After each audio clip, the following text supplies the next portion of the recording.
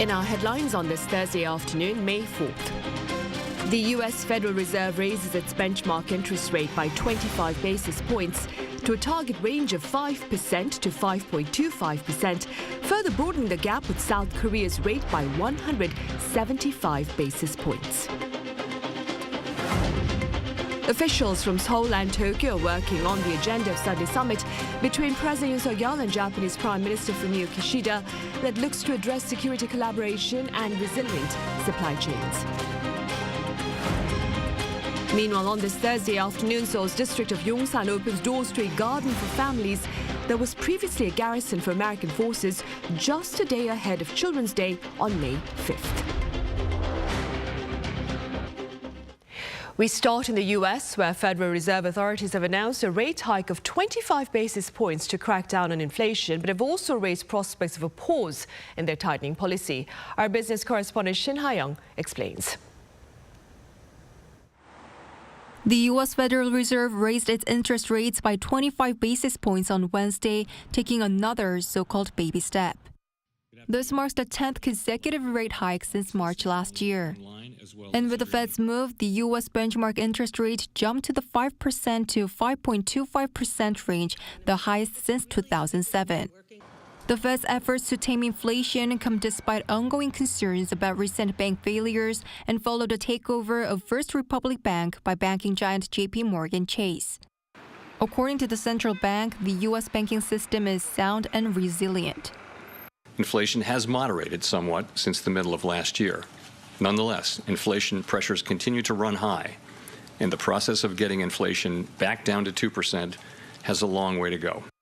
All eyes were on the FOMC, with watchers wondering if the Fed would pivot rates, as it's been widely noted that rates have reached close to their peak. However, Fed Chairman Jerome Powell responded to the question of whether the central bank will pause its monetary tightening in June, saying there was no decision yet, but the committee will consider the impact of tightened monetary policy on economic activity and inflation, as well as financial developments. But he did hint at a possible pause in the monetary tightening cycle. In the statement from March, we had a sentence that said the committee anticipates that some additional policy firming may be appropriate. That sentence is not in the statement anymore. That's a meaningful change, that we're no longer saying that we anticipate. Meanwhile, despite the expected rate hike, U.S. stocks closed lower on Wednesday. The Dow Jones Industrial Average fell 0.8%, while the S&P 500 slipped 0.7%, and the tech-heavy Nasdaq lost 0.46%. The falls are attributed to the Fed not clearly announcing the direction of its future monetary policy, which raised concerns that it may not begin cutting interest rates soon. Shin Ha-young, Arirang News. And in related news, the U.S. Federal Reserve's latest hike further widens its rate gap with the Bank of Korea, fanning fears of potential capital outflow from the local front. Our Lee Soo-jin has more on the broader implications of the Fed's recent raise. South Korea's interest rate gap with the United States is at its widest ever. The U.S. Federal Reserve on Wednesday voted to increase interest rates by 25 basis points, its 10th straight rate hike. This has widened the interest rate gap between the two nations to 1.75 percentage points. A significantly wide interest rate gap increases the risk of capital outflow to overseas markets as investors seek higher investment returns. The Bank of Korea Governor Lee Chang-yong, however, has emphasized numerous times before that the BOK will not hike interest rates simply because of the widening gap between the two nations. According to the Bank of Korea, the country's foreign exchange reserves in April were up $610 million from the previous month. This marks the second consecutive expansion of foreign reserves. The BOK said that the rise was largely driven by the boosted value of non-dollar assets when converted into the greenback as the value of the U.S. dollar fell. The Consumer Price Index also slowed its rate of increase to the 3% range last month, the first time it has been lower than 4% since February last year. The won, however, has been losing ground against the greenback despite the weak dollar, as the domestic economy struggles with sluggish chip exports and 14 straight months of trade deficits. If the widening interest rate gap causes the won to decline further against the dollar, prices of imported goods may surge, leaving the Bank of Korea with no choice but to consider a rate hike.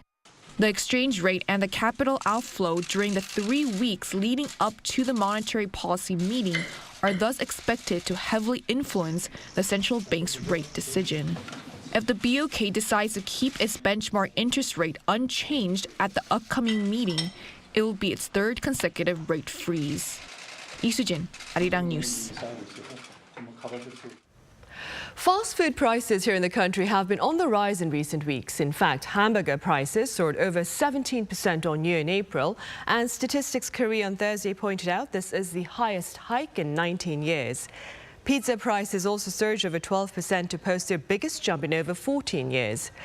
While overall inflation eased to the 3% level last month, fast food inflation has reportedly been on a steady rise. In other news, security collaboration, strong supply chains, and even Japan's planned discharge of radioactive wastewater from its crippled Fukushima nuclear power plant may top talks between President Yoon Suk-yeol and Japanese Prime Minister Fumio Kishida on Sunday here in Seoul. Our senior presidential office correspondent Oh Soo-young reports. During their summit this weekend, the leaders of South Korea and Japan are likely to discuss trilateral cooperation with the United States on North Korea and supply chains, as well as possibly Tokyo's plan to release treated nuclear wastewater into the ocean. On Wednesday, National Security Advisor Cho Tae-yong met with his Japanese counterpart Takeo Akiba, who came to Seoul to prepare for Prime Minister Fumio Kishida's visit on Sunday. According to President Yoon Suk-yeol's office, the top security advisors agreed on the need to strengthen security cooperation with the US. They also attended an inaugural session of an economic security dialogue focusing on enhancing supply chain resiliency and energy security. The three countries' joint response to North Korea's growing nuclear capabilities and provocations, as well as various threats to economic stability and supply chains, are expected to be major discussion points during Yoon and Kishida's talks. Afterwards, the Japanese PM on Monday is set to meet with conglomerate leaders who represent South Korea's largest lobbies, according to industry sources. Their talks will focus on ways to expand bilateral exchanges in strategic sectors, including semiconductors, batteries, and electric vehicles. Also, according to a South Korean daily, Seoul and Tokyo may also address sensitive matters, including the latter's plan to discharge 1.3 million tons of treated wastewater from the Fukushima nuclear power plant in the summer. A diplomatic source told the Seoul Shinmun Daily that the issue may well be discussed as Kishida seeks endorsement to release the radioactive water. While the International Atomic Energy Agency has green-lighted the move, Japanese fishermen and civil activists, as well as surrounding countries including South Korea, the Pacific Islands and China, have protested against the move, as scientists and environmental activists warn of the possible impact on human and marine life and question the credibility of Japan's safety reports. South Korea is part of an IAEA safety review task force on Japan's wastewater disposal plan, but given its proximity and a range of sensitive bilateral issues, Deputy Director of the National Security Office Kim Tae-ho said in March that a separate scientific probe should be conducted on a bilateral basis. Kishida's two-day visit to Seoul will mark the resumption of regular top-level visits, beginning with Yoon's trip to Tokyo in March. Yoon's March visit came after his administration's decision to compensate Korean victims of Japan's wartime forced labour without forcing contributions from Japanese firms. Oh Soo-young, Arirang News.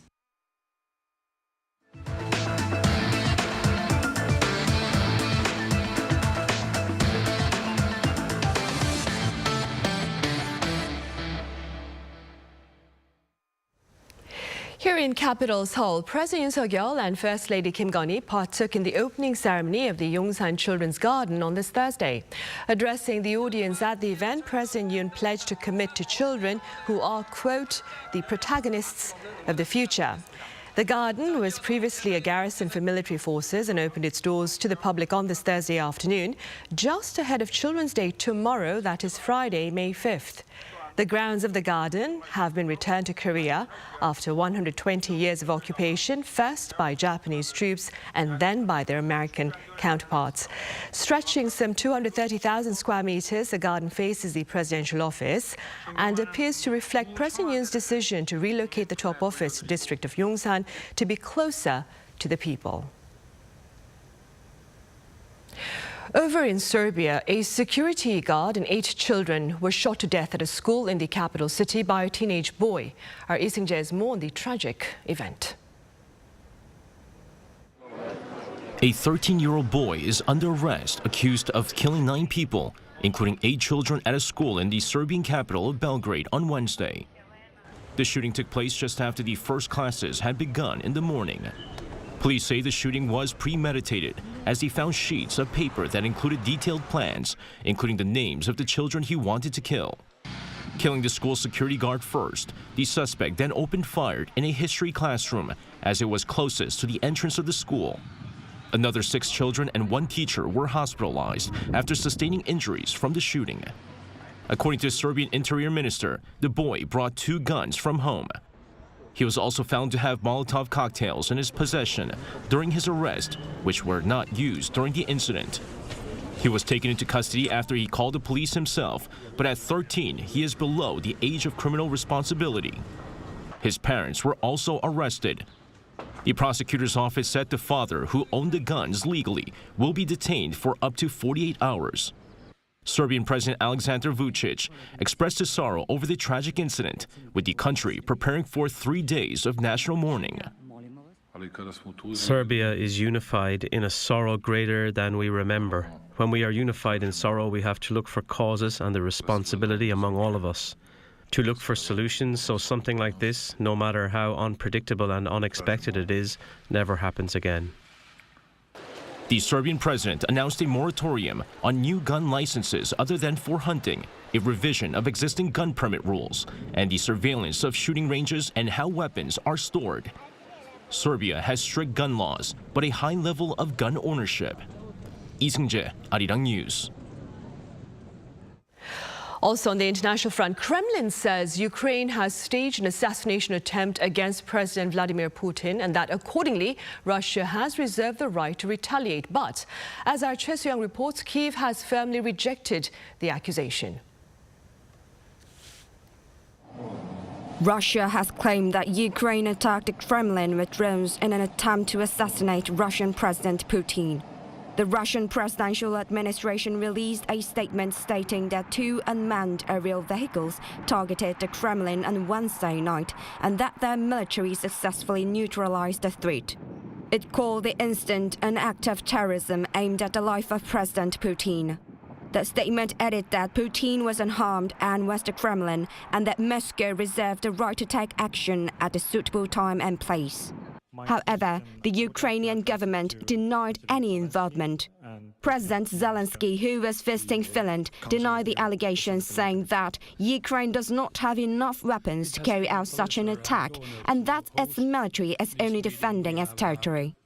We don't attack Putin or Moscow. We fight on our territory.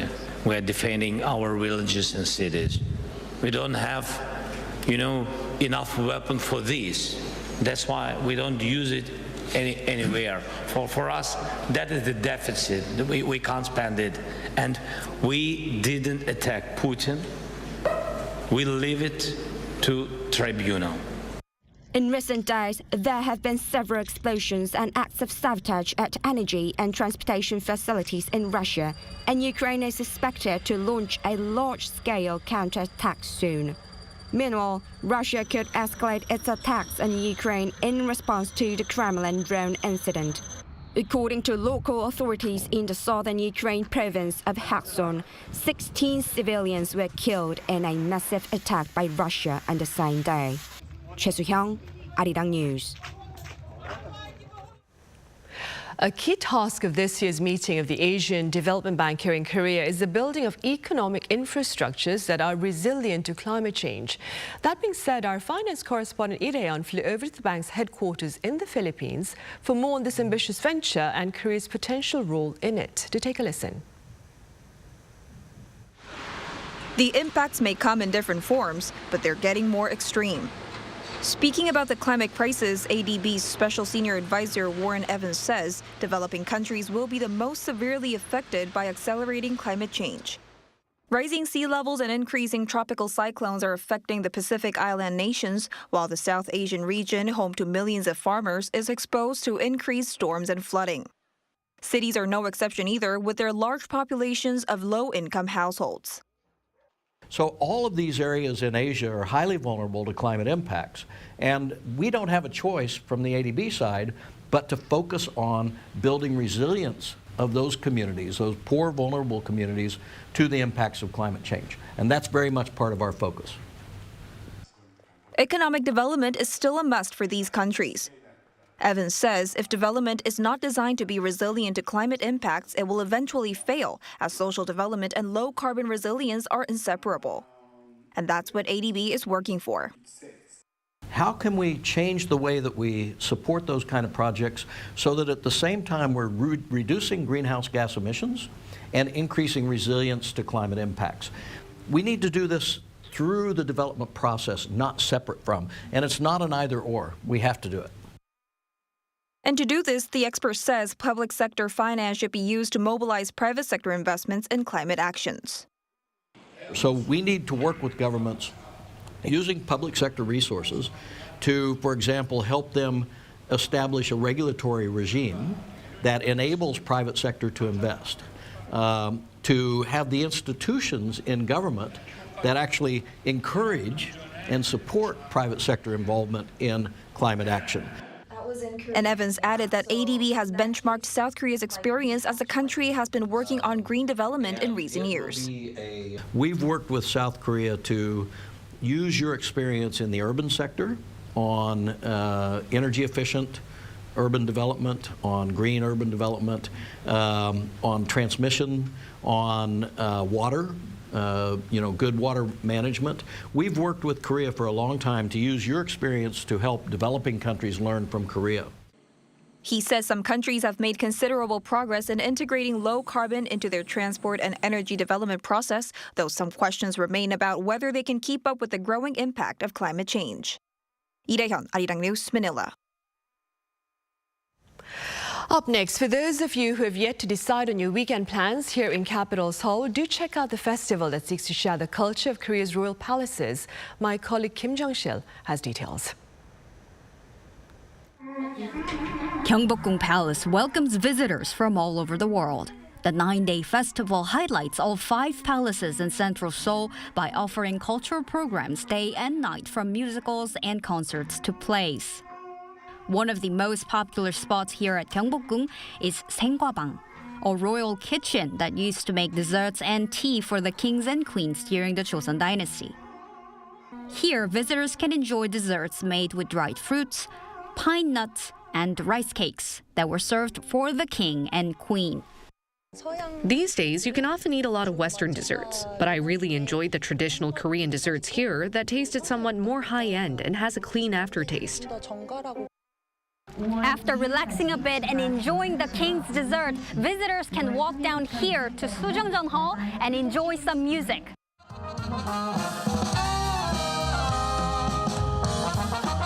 Another highlight of this year's festival took place at the nearby Changgyeonggung Palace. This year, visitors can enjoy a play where the whole palace is a stage and actors walk from hall to hall for each scene. The play reenacts King Yeongjo's 60th birthday preparations. King Yeongjo was the longest-serving monarch of the Joseon dynasty and also spent a lot of time here at the Changgyeonggung Palace. More than 200 people from all over the world walked around the palace to watch the play. It's really nice to see right in front of me a little bit what I've seen in historical K-dramas. You see the costumes, you see a little bit about the stories, and it's interesting to see it a little bit like live right in front of me. One festival organizer said he hopes visitors will better understand the depth of Korean culture by witnessing and experiencing what palaces used to be like in the past. The K-Royal Culture Festival is to show the culture of Korean royal palaces. We want visitors to witness and experience what those palaces used to be like in the past, so they can better understand the roots of Korean culture. This year's festival runs until this Sunday. Kim Jung-sil, Arirang News.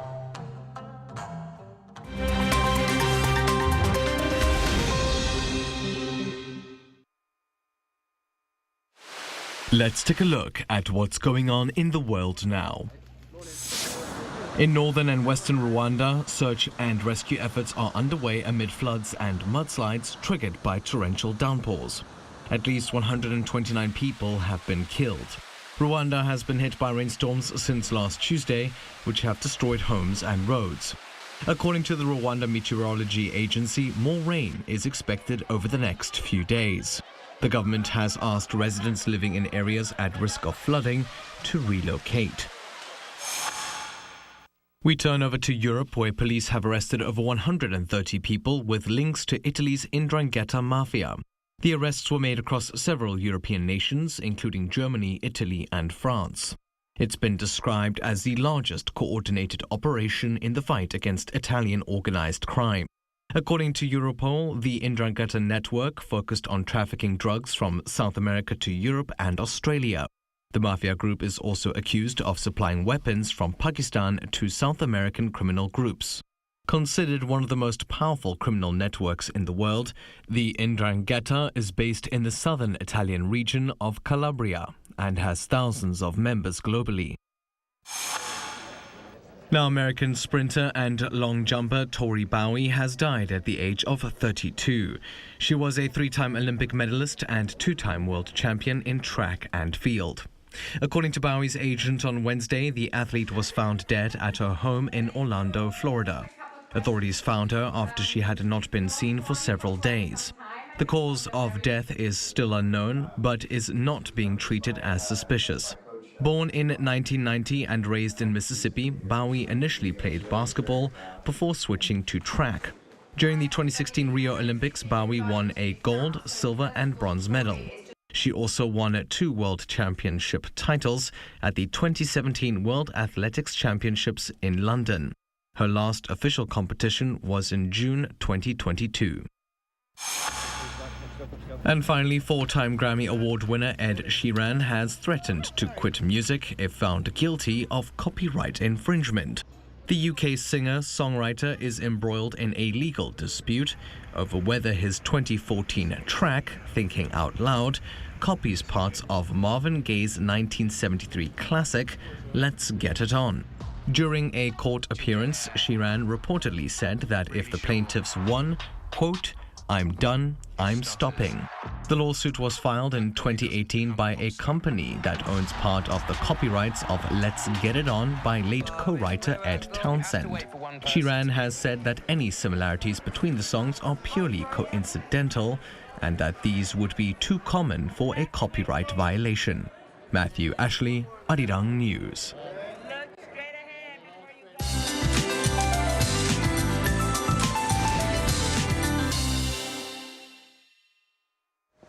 Good afternoon. Hate to disappoint you and your kids, but storm force conditions are in the forecast for Children's Day.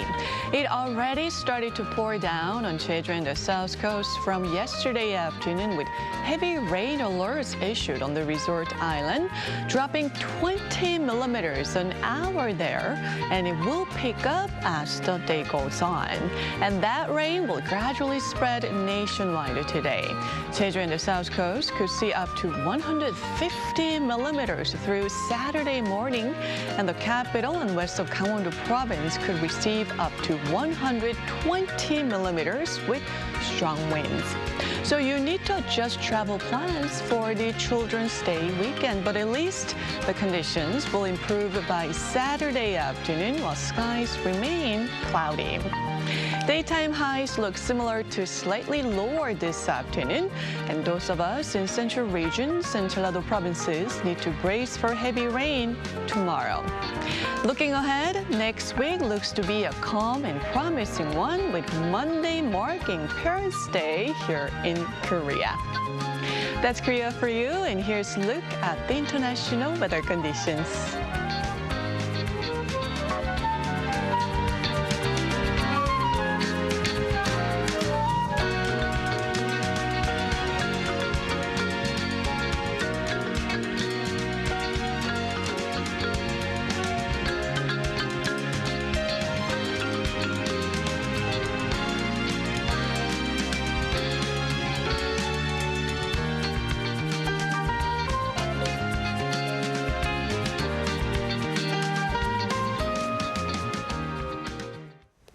And those are the headlines at this hour, but do stay tuned for our panel session coming up in a few minutes. Thank you for now.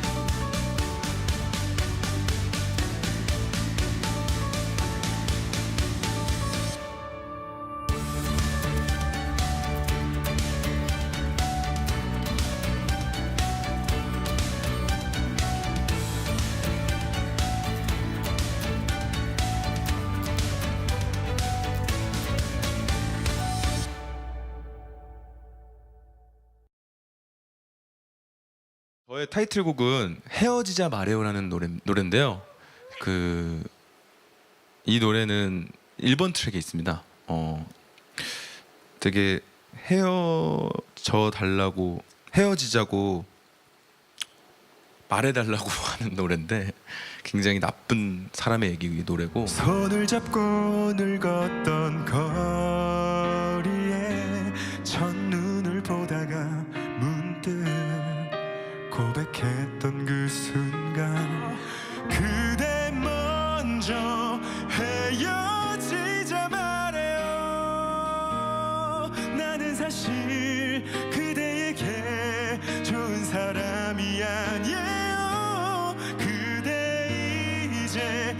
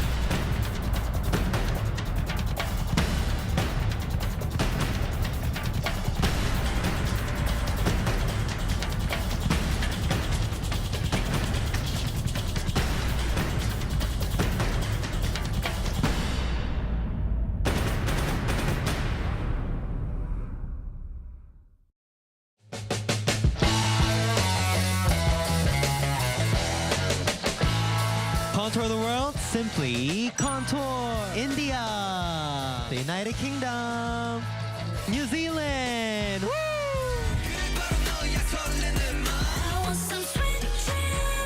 I'm excited. You excited? Of course. Yeah.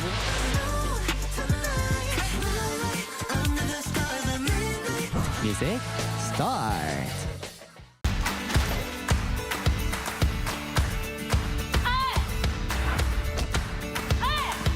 한번 2분.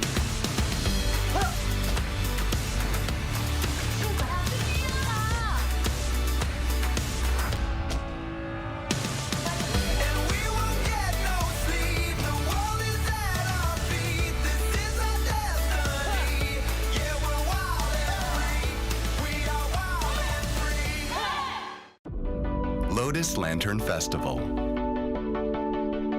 Let the festival begin. We desire to share Korea's proud culture with the world.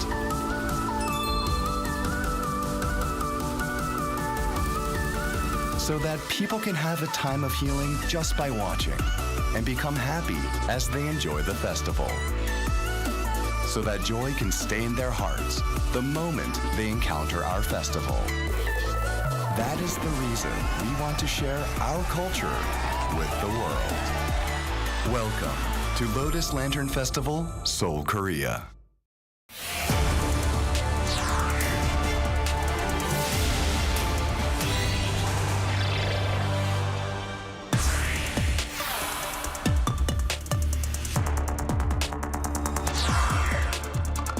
Seoul is currently hosting its Spring Festival of Chamber Music, directed by Kang Dong-seok, who held his first concert at the tender age of 8, before venturing overseas to further pursue his passion for the violin with renowned orchestras and conductors.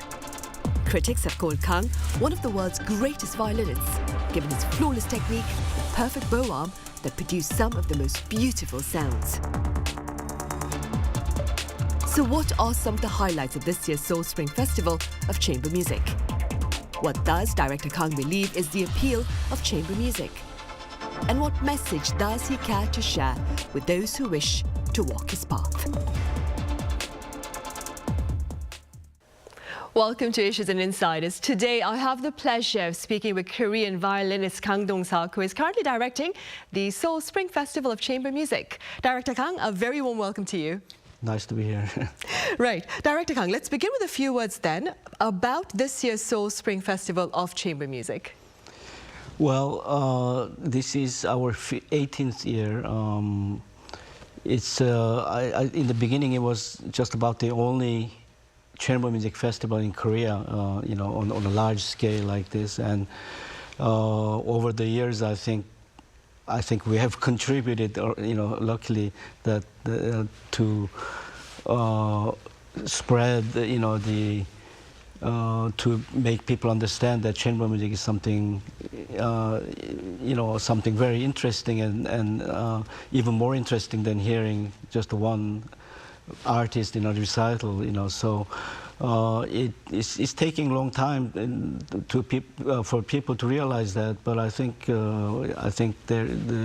the misconception that they had about chamber music is, I think it's changing slowly. So that's a good thing, and I'm very happy that we are able to continue this festival, for 18 years now, Right, as you mentioned, Director Kang, the festival itself, it was launched in the year 2006. Yes. What was the initial purpose of this launch? Was it to address public misconception, to raise better awareness about chamber music? Yeah, that's, as I said, there was no such thing as chamber music festival in Korea at the time. And, I used to go to different chamber music festivals in America and Europe, and even a small size city, they have a chamber music festival like this. And so that was something that I've been wanting to maybe create in Korea and introduce chamber music in Korea.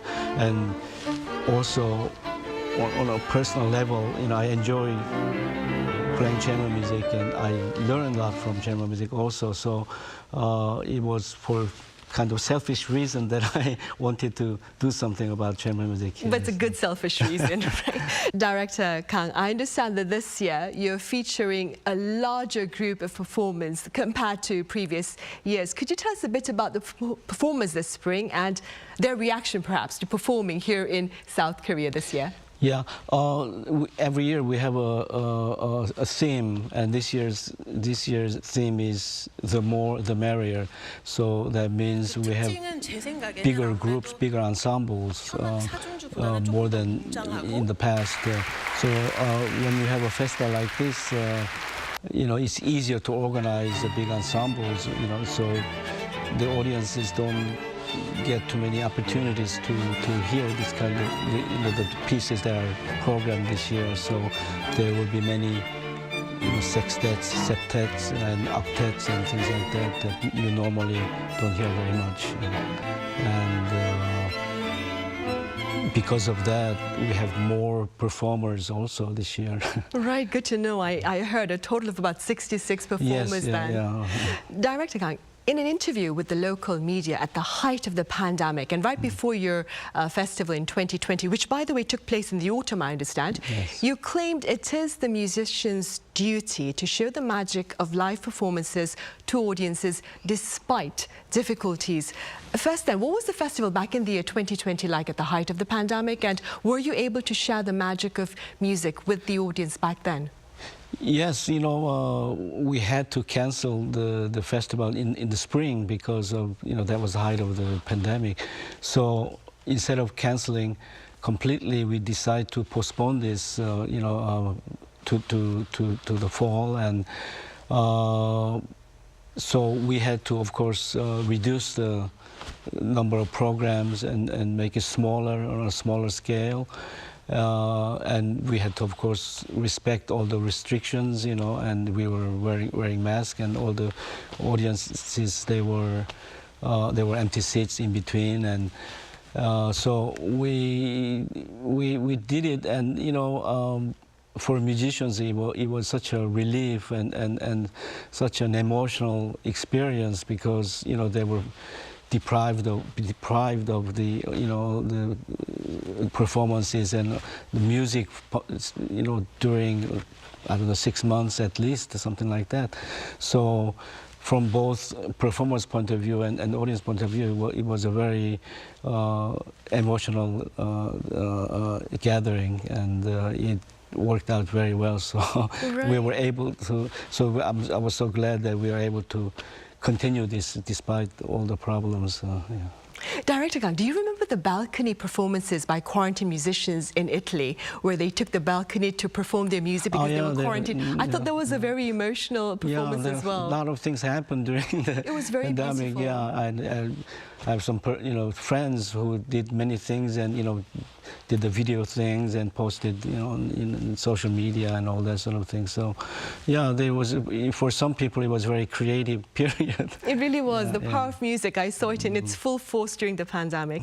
Director Kang, the trademark, if I may, of the Seoul Spring Festival is the outdoor concert at the Hanok residence of the late Yoon Po-son. What do you believe is the significance of this particular performance?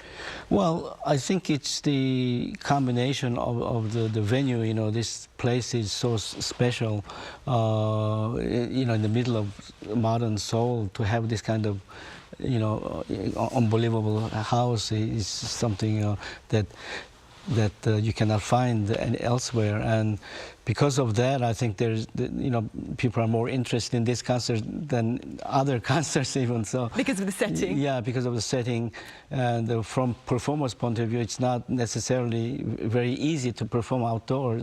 So, but it's something unique, and it's been very successful. So we continue to do that every year. Director Kang, has there been a shift perhaps in public interest in the Spring Festival over the course of 18 years? Well, that's what we aim for, it was a slow process, but I think, as I said in the beginning, that people are less perhaps afraid of discovering chamber music. They have this idea that chamber music is something heavy, something difficult to understand, and they are afraid to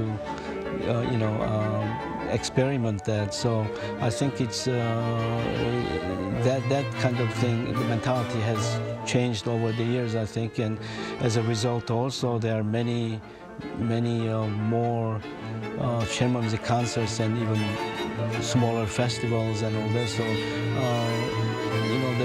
there are many opportunities now to hear chamber music. Perhaps a little bit uneven sometimes. The quality is not the same and all that. But I think there are enough opportunities if people are willing to go and enjoy chamber music. Right, and that being said, Director Kang, simply speaking, what do you suppose is the appeal of chamber music? Well, for us, musicians, it's a lot of fun, playing with other musicians, other colleagues, and we learn from each other. And I often compare this to like sports, you know, like team sports, you know, like soccer or baseball or something, rather than individual, you know, the sports, you know, like tennis or something. So I think for us it's more fun to play with others and interact, you know. And I think the audience also will find that you know, you go to one concert and you discover more than one or two musicians, and you know, so many different kind of artists, and as well as the repertoire, you know, it's enormous, the chamber music repertoire. So it's different combinations, you know, with strings and winds, piano, and all different combinations, and so that's the appeal, I think, you know. And being a violinist, you know, the repertoire is rather limited, you know, compared to piano, and so when you perform, you tend to perform the same thing over and over again. And although there's enough repertoire to play different pieces, but usually you end up playing the same kind of things because that's what the people want to hear, you know. So I think it's very interesting to discover chamber music repertoire, which you know is kind of endless, you know. And staying with that, what has been the impact of chamber music on you as a person? You know, I went to America to study when I was 13, and my first chamber music experience was in America when I was 14, and that's when I really discovered chamber music, and I thought, oh my God, you know, I should have done this, you know, like a few years back already, and my friends, the violinists who you know, who were same age as I was, and they had, you know, they already had a lot of experience as a chamber musicians, you know. So so that's when I realized that it's important, you know, that musicians start thinking about chamber music, and because it's something you learn a lot from that. You know, you learn about music first of all. You know, it's not like just technical achievement that you're looking for, but you learn music, and it's a whole, it's an experience, you know. You learn to deal with different people also. You have to make compromises, and you know, it's a life experience that I think it helps helps you to become a more complete musician, you know, and also have you know, they have this opportunity and to have a broader horizon as a musician. And that's, so you do mature in the process of that experience as well. Yes. So that's very important, especially for the students, you know. So that's why I always encourage students to study chamber music and also go hear chamber music concerts. Director Kang, do you come from a family of musicians? Not really. My father, they loved music, but my father was an amateur guitar. He played the harmonica. Because you had your first concert at the age of 8, and I was wondering, how did your music career begin? That's a very young age. You know, at the time, it was a kind of fashionable thing, you know, that every household had a piano, and, you know, all the families, they wanted their children to play, you know, to learn music and all that. So, so that's, you know, there was nothing unusual about my debut as a musician, you know. So. But you must have had some talent then, because listening to you talk about music and also learning about the reality that you started at the age of 8 makes me think like talent needs to be innate. Yeah, do you have to be born I with was talent? Actually probably younger, about 6, I think. Exactly. Yeah. So you're probably born with talent then. Well, I mean, you need talent also, but you know, you cannot achieve something without talent, but at the same time, without work, hard work, you cannot go anywhere either. So it's a combination of the two. Would you say it's 50-50 then? 50% of talent and 50% of practice? Maybe. Not 99% of perspiration, 1% of inspiration or talent? No, that doesn't exist. Yeah. Director Kang, do you believe Korea has been noting remarkable advances in recent years because perhaps of the dedication of the students themselves as well as their families? How do you explain the recent remarkable advances that we've been witnessing? Well, I think it's a combination of talent and hard work, especially hard work as far as all the Asian the students are concerned. It used to be exclusively Jewish affair, like Jewish families, they love music, and everybody played music, and all the great violinists used to be Jewish and all that. But things have changed. When I first went to America, there were very few Asian students, studying music and all that. So there was a lot of prejudice also. They say, oh yes, Asian musicians, especially Japanese musicians, because they got there before Koreans. So they were saying, Japanese musicians, they are very good technically, but they don't understand the Western music and things like this. Stereotype, comments.